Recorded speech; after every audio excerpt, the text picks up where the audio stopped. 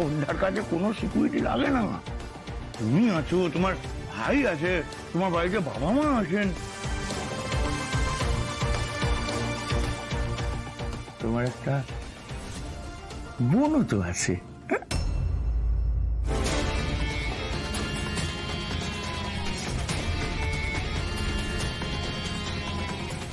তুমি কোন পাড়ায় থাকো, কোন বাড়িতে কত ভাড়া দাও, বাড়িতে কটা ফ্যান টিভি আছে কি নেই সব আমার জানা।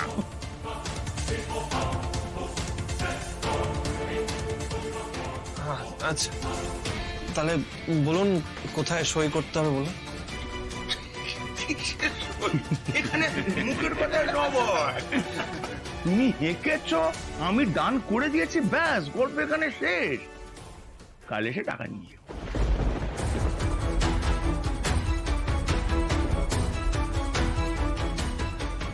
তো সহজে আপনি আমাকে এত টাকা দিয়ে দেবেন? সিকিউরিটি ছাড়া, সই ছাড়া, মানে আমি। ঠিক আছে, তুই এই নিয়ে বেশি ভাবিস না। আরে টাকা পাওয়া নিয়ে তো কথা, আর ছোট একবার দান করে দিয়েছে, মানে দান আছে। ও ছোট ছোট, থ্যাংক ইউ ছোট, থ্যাংক ইউ, আমি উপকারটা করে দেবো ছোট। আসি ছোট, আসি। চল চল চল চল, ওঠ না।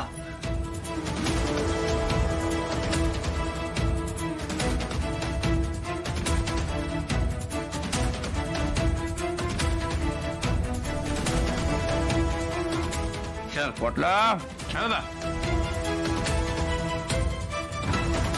রাজের জন্য টাকাটা রেডি কর। হয়ে যাবে দাদা। দেখ, ওনারা এসে আমাদেরকে এমন কিছু কথা বলেছেন না যে তারপর আমরা সত্যি খুব অসহায় হয়ে পড়েছি। মা, আমি একটা জিনিস কিছুতেই বুঝতে পারছি না, আমার বোনের সম্পর্কে খারাপ কথাটা বললো কি? দাদা আমাকে একটা কথা বলবি তোরা? মানে যে কেউ আমার সম্বন্ধে যা কিছু বললে সেটা আমাদের মেনে নিতে হবে, তাই তো মা? বাবা আমাকে তুমি একটা কথা বলো, শুধু আমি যে এই একা এই ক্লিনিং সার্ভিসের কাজটা করি তা তো নয় বাবা। আমার মতো হাজারটা মেয়ে চাকরিটা করে এক্সট্রা ইনকামের জন্য, নিজেদের পায়ে দাঁড়ানোর জন্য। তাদের তো প্রত্যেকেরই সম্মান আছে। কিন্তু শ্রী, দুদিন পর ওনারা যাকে বাড়ির বউ করে নিয়ে যেতে চলেছেন সেই মেয়েটি সম্পর্কে যদি সমাজে 5টা লোক 5টা নোংরা মন্তব্য করেন, সেটা কি ওনারা শুনতে চাইবেন নাকি ওনারা মেনে নেবেন? বৌমা দেখ মা, ওনারা কিন্তু তোকে ভুল বলছেনি। মানে এইসব খারাপ কথা ওনারা কিন্তু বিশ্বাসও করেনি। সেই কারণেই তো ওনারা আগে ভাগে ছুটে এসে আমাদের সতর্ক করে দিয়েছে। তো সেটা তো খারাপ কিছু না। বাবা তোমরা কেউ বুঝতে পারছো না। মা তোমরা বুঝতে পারছো পুজোর আগে এই চাকরিটা ছেড়ে দেওয়া মানে কত খরচা থাকে? দাদা তুই তো বুঝবি, আমি বল। তোকে বোঝাচ্ছি, বলছি চ শোন। বল। দুর্গাপুজোর এখনো অনেক দেরি আছে, ঠিক আছে? আর আমার তো মনে হচ্ছে তার আগেই তোকে না বিয়ের পিড়িতে বসতে হয়। দেখ, সেই জন্য এই মুহূর্তে আমাদের বিয়েটাতে ফোকাস করা উচিত, বুঝতে পেরেছিস? বিয়েটাতে।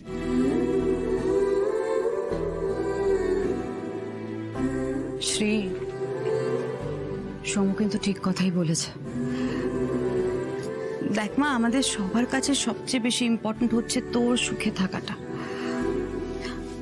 আমি ভেবেই বলছি মা, তোর এই পার্ট টাইম কাজটা দরকার নেই। আর সবচেয়ে বড় কথা, আমি ওতে কথা দিয়ে ফেলেছি। 40 লাখ! রাজ বাবা নিশ্চিন্ত হয়ে গেল। যদি আমি জানতাম আমার রাজ বাবা খালি হাতে ফিরবে না। এই যে শোনো, এর পুরো ক্রেডিটটা কিন্তু আমার। আরে আমি না থাকলে দাদা এত টাকা জোগাড় করতে পারতো না, একদম ঠিক বলেছিস, একদম ঠিক। থ্যাংক ইউ ভাই, থ্যাংক ইউ সো মাচ। হ্যাঁ, আমি না একটা জিনিস বুঝতে পারছি না। কি? মানে এত বড় অঙ্কের টাকা ছোটদা দিতে এত সহজে রাজি কি করে হয়ে গেল?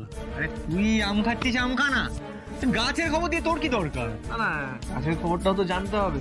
দেখ, আমি যদি ব্যাংকের থেকে লোন নিতাম তাহলে একটা ইন্টারেস্ট হতো, মানে কবে টাকাটা ফেরত দিতে হবে, কত টাকা ইন্টারেস্ট, মানে এই সব মানে কিছুই তো বুঝতে পারছি না যে ছোটদাকে কত টাকা দিতে হবে, কি করতে হবে। আরে বাবা তোকে যখন বলেনি, বলে দেবে। একদম ঠিক, এসব নিয়ে তুই একদম ভাবিস না বাবা। দেখ, টাকাটা দিতে রাজি হয়েছে, এটা তো অনেক বড় কথা। একটা কথা বলে দিচ্ছি রাজ বাবা, ওই 40 লাখ টাকার পাওয়ার সঙ্গে সঙ্গে আমি কিন্তু 5 লাখ টাকা ওর থেকে নিয়ে নেবো। আরে বাবা, তোর বিয়ের খরচা আছে না, জামা কাপড়, গয়না, শাড়ি, তারপরে ভোজ খাওয়াতে হবে সকলকে, খরচা আছে তো। আর একটা কথা বলছি বাবা, ওই 40 লাখ টাকা হাতে পেলে তুই নিজেকে আর ওই মেকানিক ওইরকম বলবি না। ওই তুই নিজেকে ওই যেটা বলিস সেটা বলবি। Startup entrepreneur.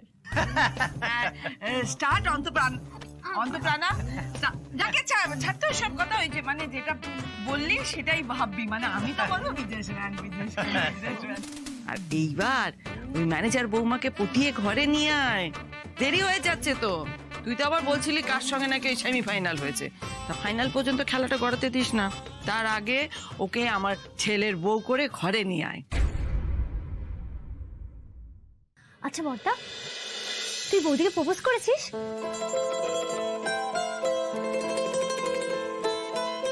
আরে এসব কথা মনের মধ্যে চেপে রাখিস না, ভালো যখন বেশি ফেলেছিস তখন বলে ফেল। হ্যাঁ,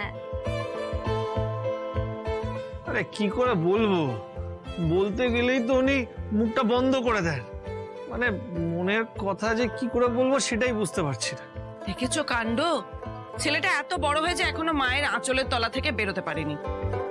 তুই যদি না পারিস তাহলে আমি ওই ম্যানেজার বৌমার মায়ের সঙ্গে গিয়ে কথাটা বলে সব ফাইনাল করে আসছি। না না মা, এই ভুলটা তুমি করতে যেও না। বুঝতে পারছিস না বাবা, আমি এই সেজে গুজে এমন একটা ভাব করে যাব না, ওরা ভাবে যে বড় বিজনেসম্যানের মা এসেছে।